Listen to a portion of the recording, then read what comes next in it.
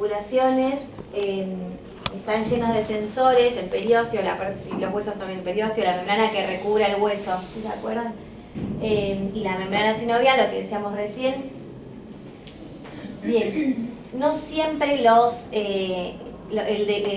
estudios, las radiografías tienen relación con el dolor. ¿Sí? Acuérdense de eso. Nosotros podemos ver una radiografía que tal vez es una articulación deteriorada o superficies articulares desgastadas y sin embargo esa persona no presenta dolor. Depende si el cerebro asocia que tiene que haber dolor o no. En general, si los cambios son progresivos y son lentos, no hay dolor. ¿Sí? O sea, sí va a haber si hay algún cambio brusco en ese tejido, en la articulación o en el hueso, como una fractura, un esguince o algo así. Acuérdense que los ligamentos son refuerzos de la membrana, de la cápsula, entonces, tanto en la membrana como en los ligamentos. Bien. Un poco de movimiento. ¿Qué sucede si hay lesión en la médula espinal o si hay algún cambio en médula espinal? Lo principal es que el cerebro va a dejar de recibir información precisa de lo que sucede en el resto del organismo. Nosotros tenemos receptores, sensores por todos lados que llevan información a la médula, ¿sí? Información de alerta.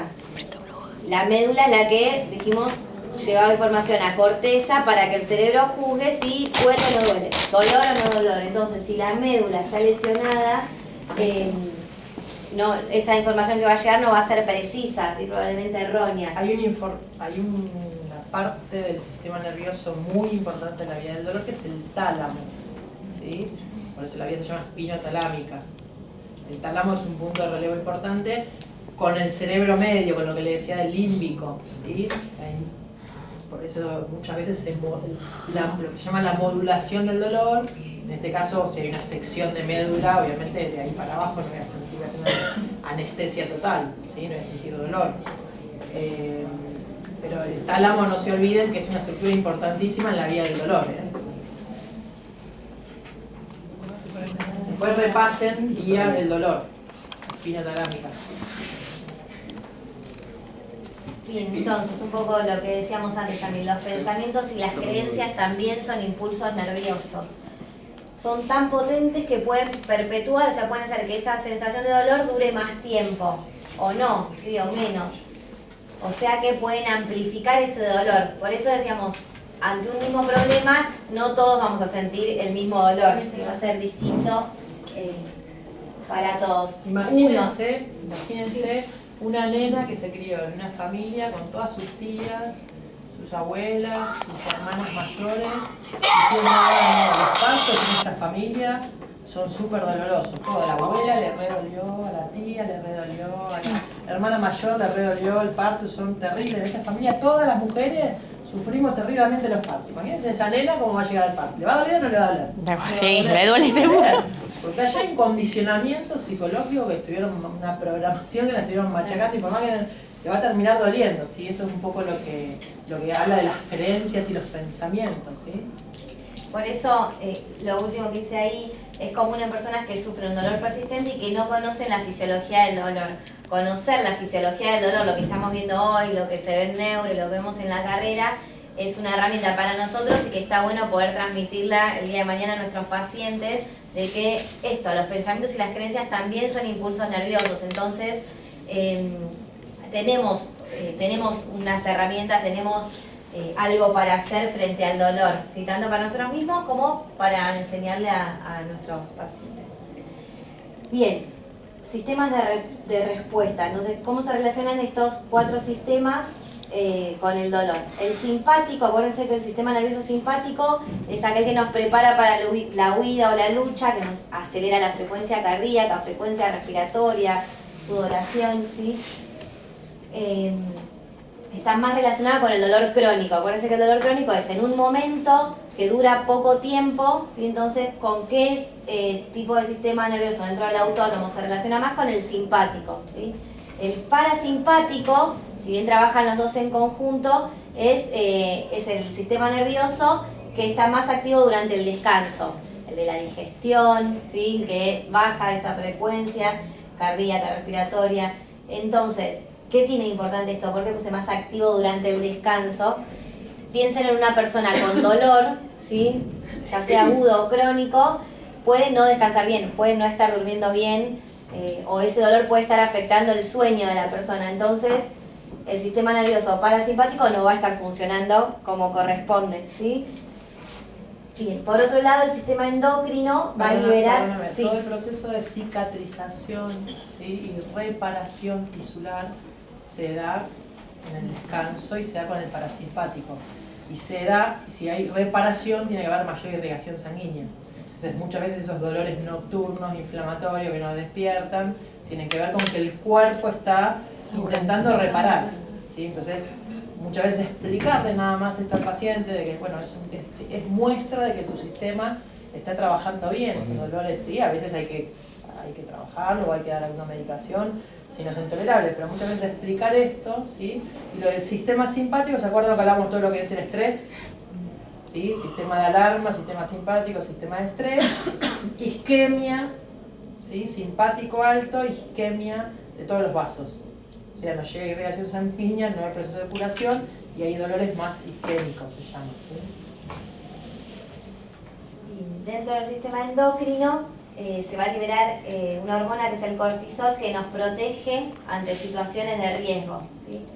Un poco lo que decía recién, pero el proceso de inflamación exige energía, yo necesito energía, entonces una de las hormonas que se pone en juego es esta, el cortisol. Y por otro lado, el sistema inmune, nuestra inmunidad está menos activa durante el dolor. Cuando estamos en una situación de dolor, somos más propensos tal vez a enfermarnos o así. ¿Por qué? Por esto, porque es menos activo durante el dolor. Entonces, ¿qué podemos hacer nosotros o qué pueden hacer nuestros pacientes? ¿Qué conductas podemos tener para ayudar a este proceso de cicatrización o de curación? Ahí hay algunos ítems que están muy relacionados con los pensamientos y las creencias también, ¿no? Como tener control de nosotros mismos, sentir que tenemos el control de nuestra vida, de nuestra rutina. Buscar apoyo médico en el que sintamos confianza, apoyo familiar, hacer ejercicio apropiado, depende de qué tipo de dolor estemos teniendo, ejercicio acorde, ¿sí? Bueno, poseer sistema de creencias positivas, tener y usar sentido del humor. Hay que reírse y pasarla bien. Bien, me quedo ahí con una frase. Todo dolor es producido por el cerebro y todo dolor es real. Si nosotros leemos la primera oración, todo dolor es producido por el cerebro, podríamos decir, no se lesionó, no tiene nada, o sea, está loca. Y si leemos todo dolor es real, es que todo duele. Y la verdad es que sí, todo dolor es producido por el cerebro. Cuando tengamos pacientes tenemos que pensar en que sí, el cerebro es el que está diciendo que esa persona está en peligro, pero el dolor lo siente, el dolor es real, ¿sí? No es inventado, no es psicológico. El dolor lo siente. ¿Qué hacemos? Como el dolor del miembro fantasma. El dolor lo siente, no tiene el miembro, pero el dolor está igual. Bueno, ¿qué hacemos frente a eso? ¿Sí? O sea, no desconfiar de que el dolor está. Bien. ¿Qué puede hacer una persona entonces dueña de su dolor? Cada persona que tenga dolor. Necesitamos diagnóstico médico, ¿sí? Conseguir que todas las preguntas que tenemos puedan ser contestadas. Médico, fisioterapeuta, lo que sea.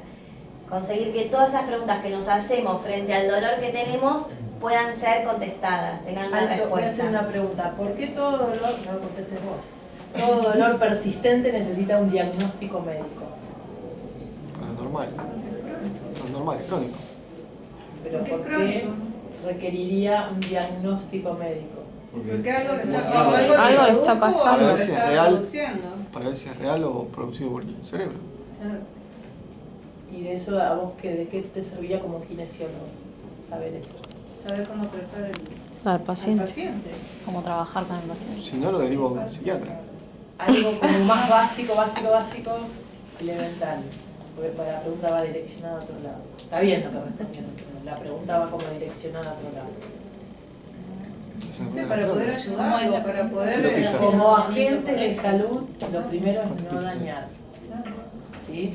Entonces, siempre ante un paciente piensen en las banderas rojas. ¿Sí? ¿Se acuerdan que le conté el caso de un cáncer, un tumor en la cadera, un psoas contracturado que finalmente era una metástasis ósea de un cáncer de mama? ¿Sí? Entonces, ante un dolor persistente, tengo que pensar en banderas rojas. O sea, si yo el primer día no, pero pasan 2 sesiones, 3 sesiones, y de fisioterapia, movilizo, y el dolor persiste, no cambia la intensidad. Hay algo que se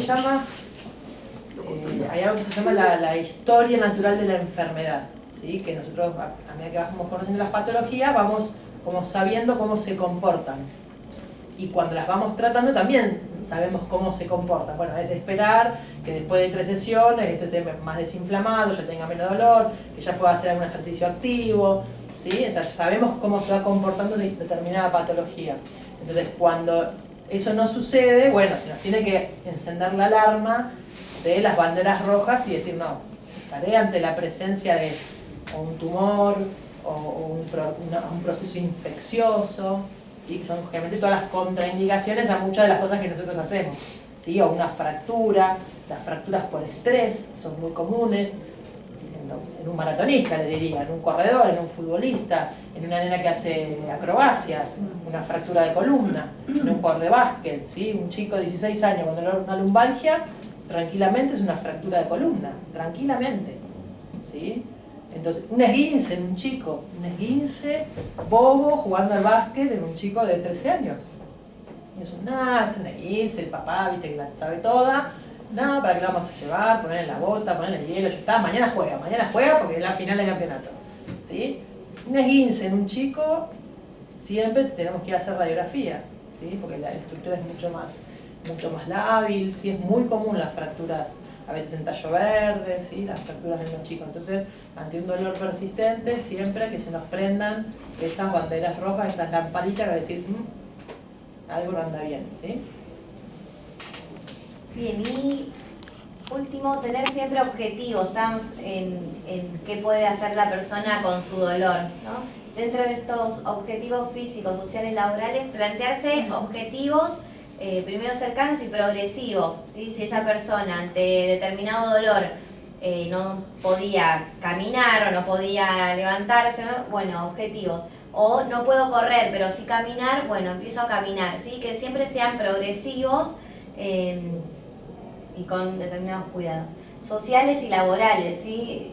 Bueno, un poco lo mismo, relacionado con la actividad cotidiana. Bien, hablábamos antes de miedos, ¿sí? Miedos ante el dolor. Miedos pueden aparecer y son los que van a modificar estas señales del dolor, ¿sí? Pueden modificar estas señales del dolor. Entonces, para afrontarlos, ¿qué hacemos? Tener información, comprender el cuerpo, ¿sí? Lo que les decía recién, entender el dolor, para qué está, saber que nos protege, ser valiente. Entonces, algunos miedos que pueden aparecer: al dolor, al movimiento, a no poder ir a trabajar, a no poder jugar con nuestros hijos, no hacer actividad física, a las terapias, a qué me van a hacer, ¿sí? Son miedos que pueden aparecer. Entonces, tratar de tener información sobre lo que nos pasa y comprender a nuestro cuerpo. ¿Qué hace un paciente que tiene miedo que le duela? No hace nada. ¿Cómo vamos a hacer para rehabilitar a ese paciente? Explicándole. Educando el dolor. Educando. Entonces, si yo sé cómo es el dolor y todas las características que tiene y todo esto se lo puedo, con terminología muy sencilla, se lo puedo transmitir al paciente. Y una vez que el paciente, esto está pero recontra archi estudiado, ¿sí? Que educar en dolor y explicarle al paciente, ¿sí? Cómo es el dolor, cómo se comporta, qué le va a pasar. Desde una simple maniobra, voy a apretar acá y durante 90 segundos te va a doler, mucho al principio, poquito después y después va a ir calmando. Y yo te voy a decir más o menos cuándo se va a ir el dolor, porque lo siento en la mano, ¿no? O sea, siento que el músculo se relaja, le estoy apretando el trapecio ahora. Entonces, yo ya avisándole eso, ¿sí? Me pasó esta semana con una paciente que estaba así, no quería que la toque nada, porque había ido a un osteópata, le había agarrado el pie, le había dejado, y hace 3 años que estaba con el dolor. Entonces, ¿yo qué tuve que hacer? Cada cosa que yo hacía era, mirá que voy a agarrar, el brazo lo tenía así, no lo podía estirar. Los 2 tobillos había ya infiltrado los 2 tobillos, plasma rico en plaquetas en el codo, no sé para qué. O sea, las imágenes estaban todas negativas, O sea, tenía bloqueo de movilidad intrínseca en la cabeza del radio, empecé a trabajar un poquito, pero todo, absolutamente todo lo que hacía, tenía que decirle, mira, yo no te voy a manipular, no te voy a hacer doler, ¿sí? La paciente estaba así con que yo la hiciera doler, estaba en defensa total. Entonces todo tenía que explicarle, se fue relajada, pero o sea, si yo no me tomaba ese trabajo de explicarle, iba a ser un fracaso más dentro de todos los médicos que ya había visto hace 3 años dando vueltas con su dolor. Sí, ¿sí? muchos no le dan ni bola. Entonces explicar y educar en dolor es otra cosa, por ejemplo, también paciente que atendí la semana pasada, mira, esto no, o sea, hay determinados, sobre todo los dolores, o sea, las patologías degenerativas graves de columna, ¿sí? Artrosis muy avanzada, discopatías múltiples, canal estrecho, no es que de un día para el otro, o sea, hay mucho cambio de hábito que tiene que ver con la recuperación del paciente, o sea, que para la recuperación de la columna hace mucho más el paciente que lo que hacemos nosotros en el consultorio, ¿sí? Entonces, es más activa que pasiva la rehabilitación de columna. O sea, influye mucho los hábitos y las cosas que haga, si se toma la siestita, una o dos siestitas que necesita tomarse, si cambian las posturas que tiene que cambiar, si se alimenta adecuadamente, si los descansos, ¿sí? Las cuestiones ergonómicas en la oficina, hay un montón de cosas que son de que el paciente tiene que cambiar hábitos. Y nosotros hacemos por ahí 1 o 2 cosas en el consultorio nada más. Entonces, que el paciente entienda esto. Entonces, ¿qué pasa con el paciente? Viene a la otra semana o a las 15 días y... No, ¿cómo estás? No, mal. Me reduele, estoy mal. Bueno, pero a ver, en estos 15 días que no nos vimos, ¿estuviste todos los días igual? No, los primeros 3 días que me fui de acá, fantástico. Fantástica. ¿Sí? Y después ya me empezó a hablar, bueno, te duró 3 días lo que hicimos. Bien, después volviste otra vez para atrás, listo. A la otra sesión. Ahora me duró 4 o 5 días, ya el 5.º día me empezaba a dar de vuelta. Pero siempre está mal el paciente, pero el paciente siempre está mal, porque cuando me viene a ver está mal. Pero no es lo mismo que la primera sesión respondiste 3 días sin dolor, la segunda sesión respondiste. Entonces a veces esa remisión del dolor no es que, o sea, no esperes, yo le digo al paciente, no esperes que un día te vas a levantar y se te ponen todos los dolores. Más cuando son dolores que vienen hace 30 años atrás. ¿Sí? Entonces el dolor va remitiendo, de ser permanente se hace intermitente. Se hace intermitente, por ahí dolía todo el día y después a la mañana no duele y a la tarde duele, ya es un avance. Y para el paciente siempre sigue igual, a mí me sigue doliendo. Entonces, cuando uno empieza a ser fino con las preguntas, bueno, pero desde que te levantás hasta que te acostás, ¿te duele? Ah, no, ahora hasta el mediodía ando bien, es después del mediodía. Ah, bueno, entonces hay una mejoría. Si eso el paciente no lo ve hasta que nosotros no se lo explicamos. Entonces cuando el paciente lo empieza a tomar conciencia de eso, también se empieza a entusiasmar y estar mejor, ser más positivo, y decir, bueno, esto está funcionando bien. ¿Sí? Si nosotros no le explicamos nada, bueno, cada vez que tengo que ver me duele. Para el paciente es así.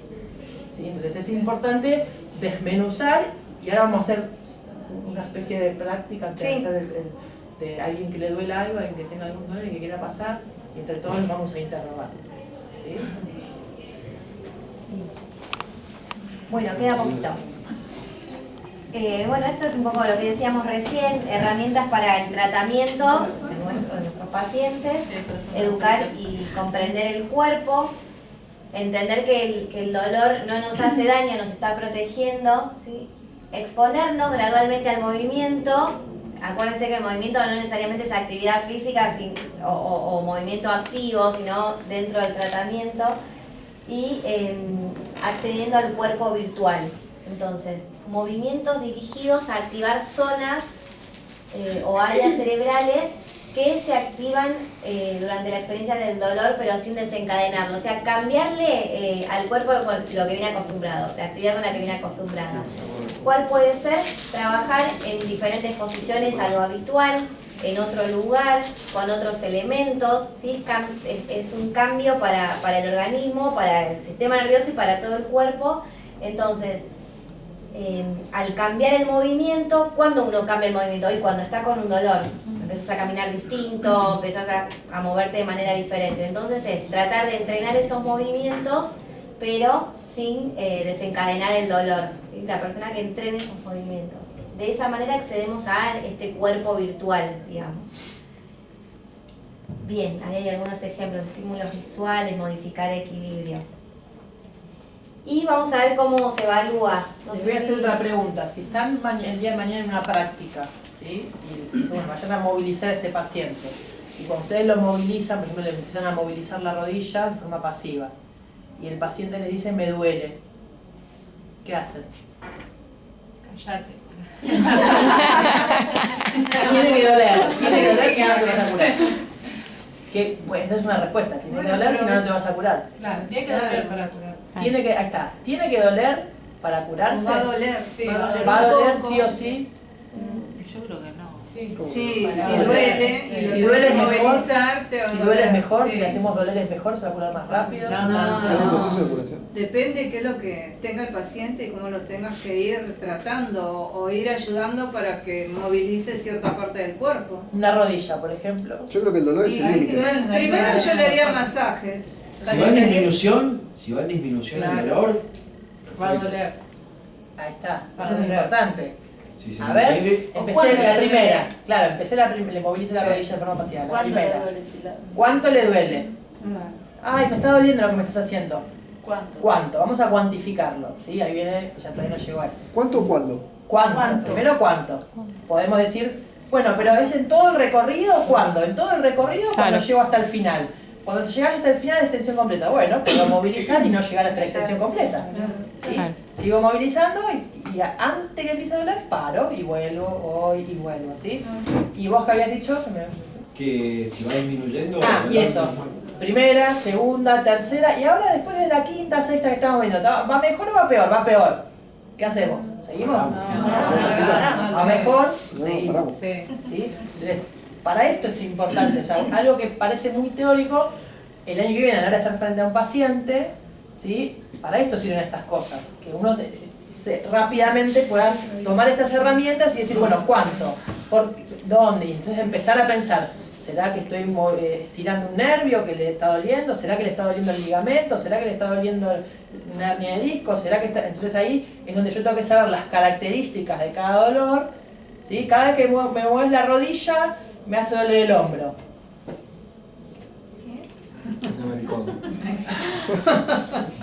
Psicológico. Ya lo mandé al psicólogo.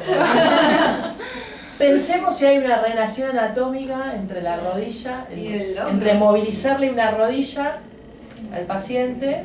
Imagínense, paciente acostado boca arriba, ¿sí? Paciente acostado boca arriba, triple flexión, agarro del pie, agarro pierna, muevo rodilla con todo, con tobillo y cadera. ¿Sí? ¿Qué relación podría llegar a tener eso con un hombro? Y algo tiene que ver con la cadera.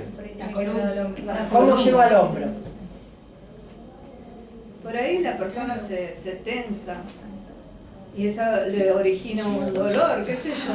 No puede estar mal acomodada la pared. O puede estar mal acostada. Si hago una flexión de cadera, la pelvis, ¿hacia dónde va a ir?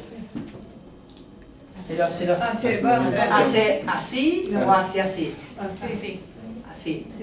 Y si hace así, ¿va a tensionar los músculos de adelante o de atrás? ¿Va a estirar los músculos de atrás? ¿Y hay algún músculo de atrás que sale de acá, que llegue hasta el hombro? Sí, la masa común. Al hombro, al húmero.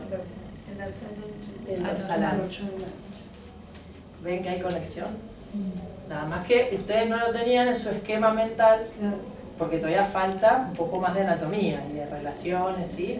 Entonces, por eso no dejen de estudiar anatomía, vean los videos de anatomía, estudien anatomía todos los días, estudien un poquito de anatomía.